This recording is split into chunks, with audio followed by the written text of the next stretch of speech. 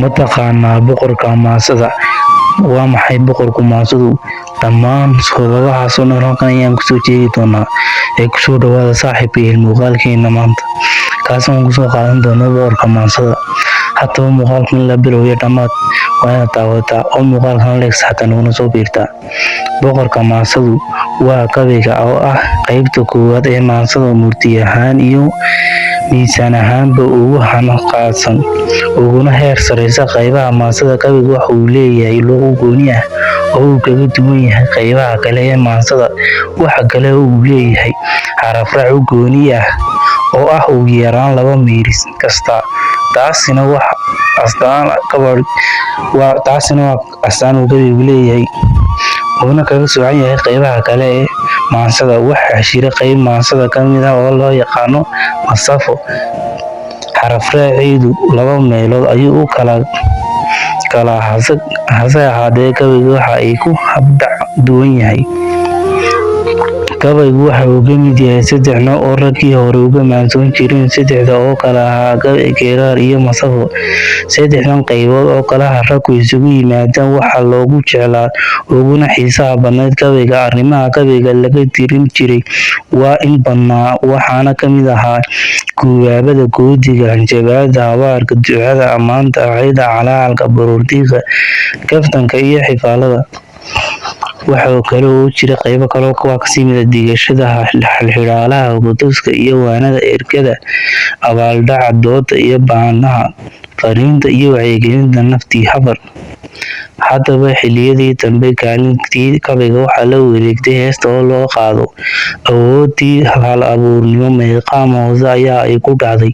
nasiib darro, qof kasta waxa uu tiriyey xilligii waxa loo yaqaanaa gabaya. gabaygu waxa uu ka iman jiray sabab iyo munaasabad muhiim ah oo kalifay in hal-abuurku lado.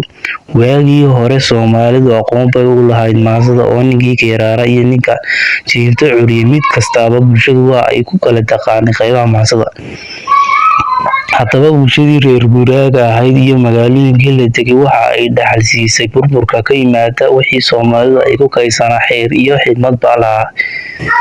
taas waxa ay keentay in bulshadii laga helo dad badan oo aanay u kala soocnayn gabay, geeraar iyo buraanburtoona ama u wada yaqaana gabay. taa oo yaab ku noqotay dadkii xeerka murtida ka yaqaanay. in badan oo ka mid ahaani dareenkii waxa ay ku miisaamiyeen ama siyaabo kala duwan u sugaan. haddaba gabaygan uu diiriyey abwaan Axmed Colaad Digaale oo ka mid ahaa gabayaaga ugu baroordiiq isbedelka ku dhacay maansada. waxa uu yidhi: axmedow, muddaban ka hadhin howlihii gabaye, ma haweysto maansada haatan waa hayn jiraye. haweenkii buraanburi jiray iyo dhaantadii heesta, iyo niman halwadaas oo sidii sabi handaaqeeya, iyo qodadan heelada duntoo heer lagu joogsaday. afkase waxaan higaagaaba markuu heliga diidaaye. halka iyo hiraabtii xalay iyo hadimada maanta, wax ii huriyey mooye qalbigii soo harkeli waaye. ragga haadan joogiyo murtida u hanqaldaagaya, iyo odayadanii hore iyo eelka lagu hooyay. hal-abuurka Soomaaliyeed nin iyo heerkiisa, hawraarta maansada hataan hab uga faaloodo.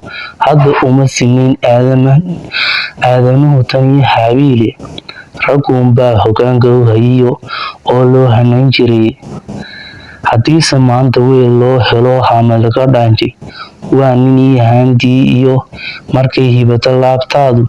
hadal iyo hibaba waa inay kala hufnaadaani, mana hagaagdo xaajadu hataan habro handayni. hadhowgiisa oo madhan ninkii faraska heenyeystay, hanfigiyo dabayluhu dhucu ku haban doonaay. sidii heego roob iyo cirkuu halaleeyahay. gabaygaas ayaa ka mid a qaybihii laga tiriyey maansada isbedelkii ku dhacay. haddaba qaybo badan oo ka mid ah ayaan muuqaaladan soo dhignaa. sidaas darteed muuqaalka hadduu intani kusoo gaadhay sabskribta saar si ay noo dhiirigeliso, laygtana ay hilmaamin, kommentaarna ka dhiib muuqaalkan si aad uga fahan waxyaabo badan.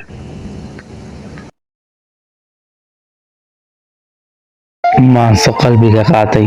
maxay tahay maanso? sababta ay maansadu qalbiyada u taabatay?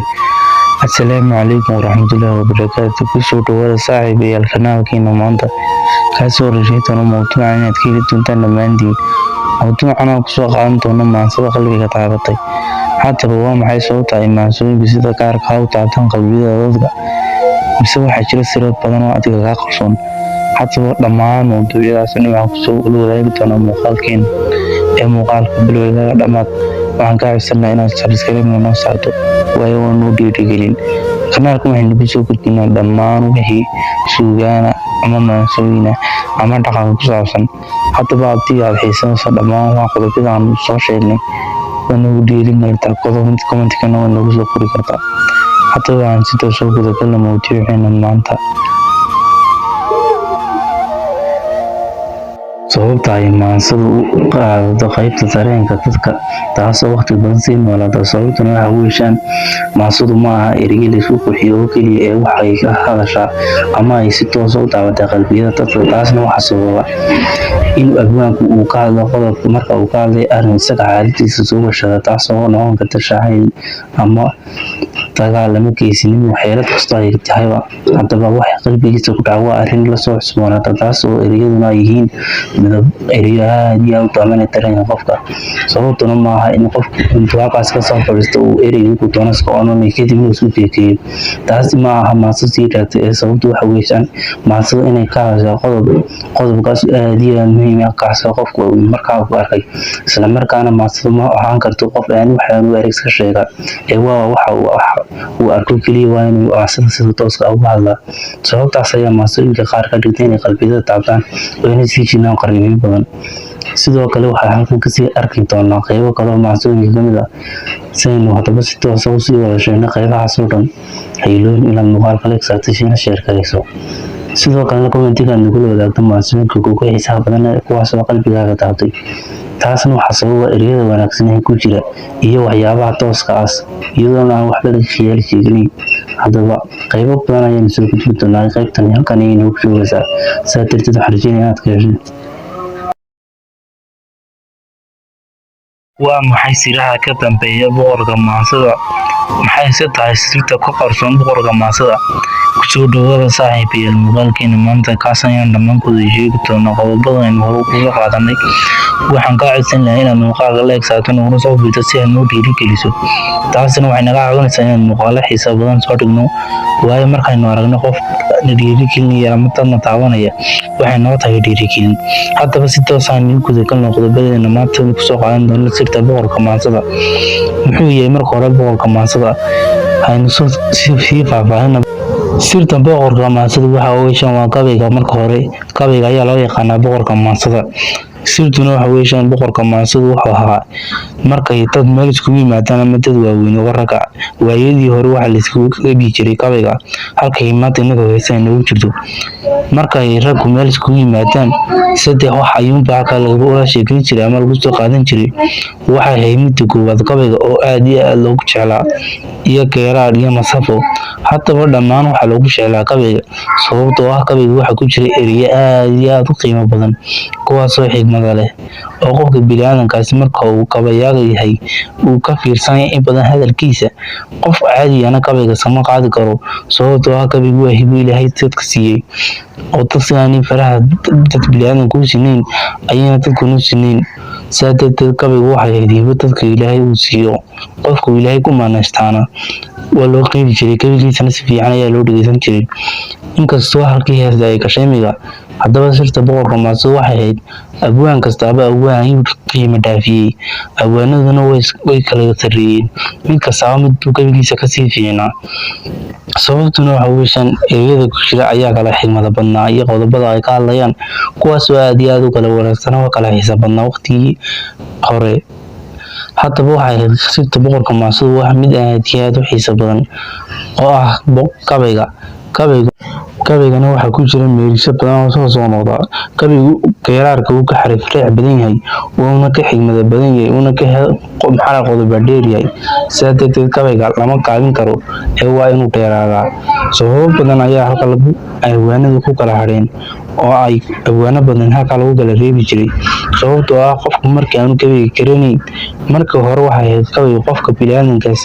Dadka qaar iyagoon gabayga baran ayuu ilaahay hibada markaa uu siiyo ayay markaaba way sheegi jireen gabayga, laakiin waqtigan haatan la joogo lama kala saari karo gabay, geeraar, masaafo iyo weliba buraanbur. Dhammaan imika wax isla noqdeen gabay amaba ereyo qof tiriyey ama abwaan baa la odhanaya qofkii waxa uu tiriyo. Taas ayaa bedeshay maansooyinkii hore, taas oo qiimaheedu hoos u dhacay. Haddaba haddii aad dadka nala soo gaadhay, waxaanu diyaarinay 100 muuqaal kuwaasoo ku saabsan maansooyinka iyo sababaha ay ka kala hadlaan iyo weliba muuqaalo kale oo xiiso badan. Haddaba waxaan kaa codsan lahaa inaad muuqaalka like saarto naguna soo biirto si aad nagu dhiirigeliso garab istaaggaagana kale aad nagu muujiso commentiga.